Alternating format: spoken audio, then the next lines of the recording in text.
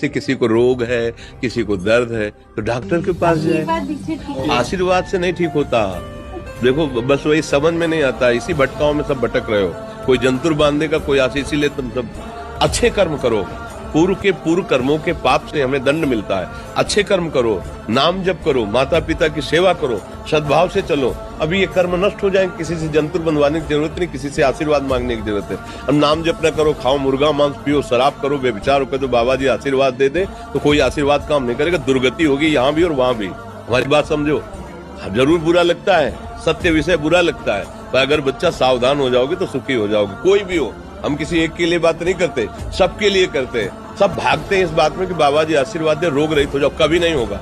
खा रहे हैं जीवों को उबाल करके मांस, पी रहे हैं शराब, कर रहे हैं बेविचार, बुद्धि भ्रष्ट होगी और नष्ट होना पड़ेगा, क्योंकि आचरण गलत है। कोई आशीर्वाद किसी का काम नहीं करेगा। आशीर्वाद देने से हम कई बार कहा कि अगर तुम सुखी हो जाओ तो हम किसी से न मिले, चुपचाप अपने कमरे में बैठे केवल आशीर्वाद देते रहे सबको। लेकिन नहीं सुखी होगी। सुखी होगे तुम अपने कर्म से। को न काहू के सुख दुख कर दाता, और निज कृत कर्म भोग सुन भ्राता। हे भाई, अपने कर्म का भोग ही आपको भोगना पड़ेगा।